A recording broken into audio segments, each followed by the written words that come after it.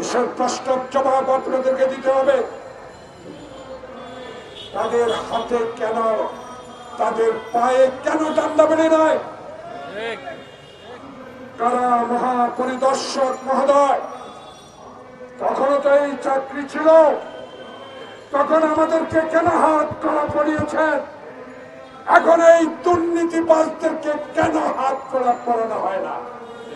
16 বছরে আমার যুব দলের নেতা যখন কারাগারে অবৈধ মিথ্যা মামলায় তার মা ইন্তিকাল করলে তাকে ডান্ডা বেড়ে দিয়ে তার মায়ের জানাজায় দেওয়া হয়েছিল। সেই দৃশ্য আপনারা মিডিয়াতে প্রকাশ করে মানুষ, লক্ষ হাজার কোটি মানুষ সেদিন প্রতিবাদ করেছিল। মায়ের জানাজাও ডান্ডা বেড়ে। লজ্জা লাগে? জনাব অ্যাডভাইজার জাহাঙ্গীর আলম সাহেব, স্বরাষ্ট্রের দায়িত্ব, আপনি এখান থেকে মুন্সিগঞ্জে আপনার বাড়ি, আপনি একজন মুক্তিযোদ্ধা, আপনার সাথে আমিও যুদ্ধ করেছি। আজকে এই দিনে আপনার কাছে মানুষ প্রশ্ন রাখতে চায়, যারা হাসতে হাসতে মানুষ খুন করেছে লাইক শাহজাহান খান, যারা হাসতে হাসতে খালেদা জিয়ার বাড়ির দিকে অস্ত্র উঁচিয়ে মিছিল করেছে শাহজাহান খান, যারা বেগম জিয়ার বাড়ির সামনে বালুর ট্রাক দিয়ে পানির লাইন কেটে, ইন্টারনেট কেটে, টেলিফোন কেটে বেগম খালেদা জিয়াকে গুলশানে আটকে রেখেছেন, তারাও 2-4 জন জেলে। যারা হাসতে হাসতে দাঁড়িয়ে রেখে দরবেশ বাংলাদেশের অর্থ লুট করেছিল, তারাও জেলখানা। যারা আইনের নামে বাংলাদেশের বেআইনি সিস্টেম তৈরি করেছে, সে আইন মন্ত্রী এখন জেলে। দুঃখ লাগে, জাহাঙ্গীর সাহেব, কষ্ট লাগে। আমরা 16 বছরে 9 বছর জেলে ছিলাম, কোন একদিনও ওই জেলখানার বাসের মধ্যে 100 আসামির সাথে আমাদের নিয়ে আসতো, আলাদা কোন মাইক্রোবাস গাড়ির ব্যবস্থা হতো না। এখন দেখতে পাই, এখন টেলিভিশনের মাধ্যমে দেখতে পাই, শীতাতাপ নিয়ন্ত্রিত মাইক্রোবাস করে সব দুর্নীতিবাজদেরকে জেলখানা থেকে কোর্টে আনা হয়। এসব প্রশ্নের জবাব আপনাদেরকে দিতে হবে। তাদের হাতে কেন, তাদের পায়ে কেন ডান্ডা বেড়ে নয়? কারা মহাপরিদর্শক মহোদয়, তখনও তো এই চাকরি ছিল, তখন আমাদেরকে কেন হাত করা পড়িয়েছেন? এখন এই দুর্নীতিবাজদেরকে কেন হাত করা পড়ানো হয় না? এটা জিজ্ঞাসা করার অধিকার আমাদের আছে। কারণ কখন মুখের রক্তের বিনিময়ে 16 বছর তারেক রহমানের নির্দেশে যে আন্দোলন, হাজার হাজার মানুষ, শত শত মানুষকে পঙ্গু করে দিয়েছেন, মায়ের বুক খালি করেছেন, আয়না ঘর বানিয়েছেন, মাসকে মাস আয়না করে রেখে একটা দিন আলোর চোখ দেখে নেয়। সেই সরকারের ইতিহাস আমাদের জানা আছে, আপনারাও জেনেছেন। মাননীয় প্রধান উপদেষ্টা, আপনাকে 17 তলা পর্যন্ত পায়ে হেঁটে উঠতে হয়েছে, আপনাকে বিনা কারণে মামলা দেওয়া হয়েছিল। আজকে কেন এই দরবেশ, কেন আইনমন্ত্রী, কেন খাদ্যমন্ত্রী, কেন ইনুম মেনরা এখনো শীতাতাপ নিয়ন্ত্রিত কক্ষ, শীতাতাপ নিয়ন্ত্রিত গাড়িতে করে উঠে আসে? এটা জবাব আমাদের কাছে না দেন, বাংলাদেশের মানুষ কষ্ট পায়, বাংলাদেশের মানুষ দুঃখ পায়। কারণ আপনাকে বসিয়েছে জনগণ। এই দেশে এমন একটি নির্বাচন আপনি উপহার দিবেন, যেই নির্বাচনে মুর্শেদের মতো লোক আর নির্বাচিত হবে না। যে নির্বাচনের মাধ্যমে যেই সরকার আসবে, সেই সরকারে যেন দরবেশ না থাকে, এমন একটি নির্বাচন হবে, যে নির্বাচনে এমন একজন আইনমন্ত্রী না আসুক। এমন একটি নির্বাচন হবে, যে নির্বাচনের দিক বলে না আসুক। এমন একটি নির্বাচন হোক, যে নির্বাচন নওশাদের মতো একজন শিক্ষামন্ত্রী নওফেলের মতো।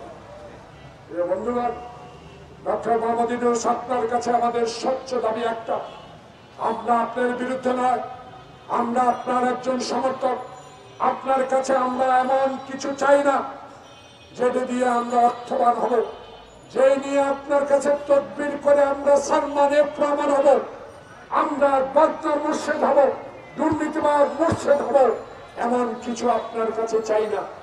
আমরা চাই আমাদের বুক ভরা আশা, আমাদের ইলিয়াস আলী বন্ধু আমাদের মাঝে নাই, আমার বন্ধু কমিশনার চৌধুরী আলম আমার কাছে নাই, সালাউদ্দিনের মতো লোককে আজকে বছরকে বছর বিদেশের মাটিতে গুম করে রেখে দিয়েছিলেন।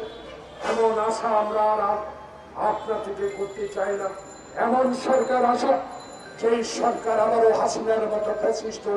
তাই আমার নেতা তারেক রহমান বারবারই একটি নির্বাচনের কথা বলে, কিন্তু ইদানিং কিছু লোক যারা একদিকে গণতন্ত্রের কথা বলে, একদিকে সুষ্ঠু নির্বাচনের কথা বলে, আরেকদিকে মনে মনে বলে থাকে কিসের নির্বাচন, আগে সংস্কার, আগে গণভোট, আগে স্থানীয় সরকারের নির্বাচন।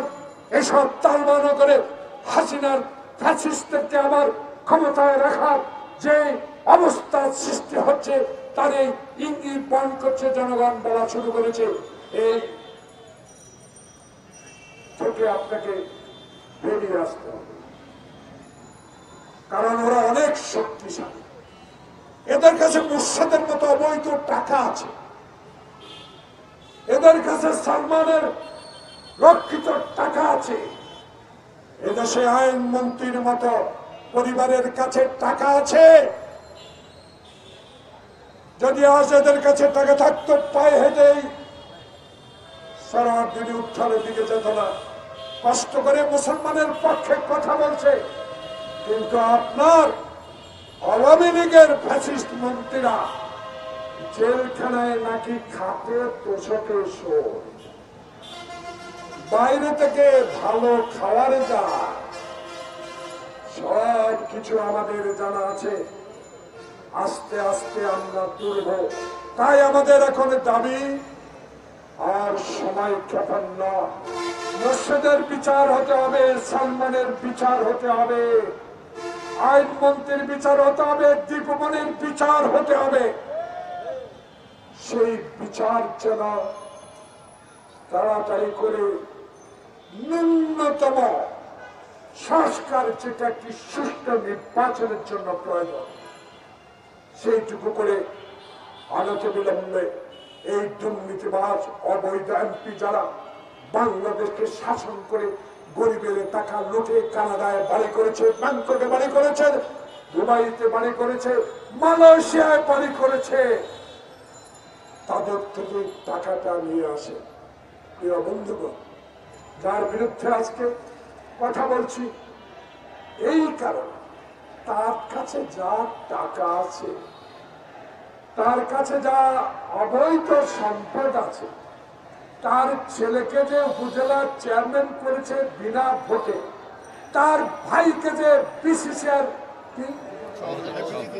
বিসিসিআর সভাপতি করেছে, বেঙ্গল ব্যাংক যারা করেছে, এই দুটা ব্যক্তিকে দয়া করে একজনকে গ্রেপ্তার করেছেন, আরেকজনকে আইনের আওতায় নেন।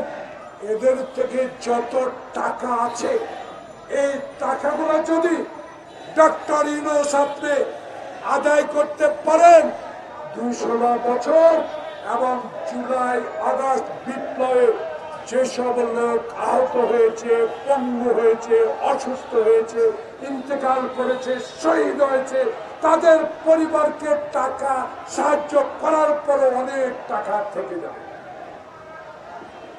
আজকের এই জাতীয়তাবাদী ফোরামের পক্ষ থেকে আমি দাবি করব, অনতিবিলম্বে অবৈধ মুর্শিদকে রিমান্ডে এনে তার অবৈধ সম্পত্তির হিসাবে নেওয়া হোক।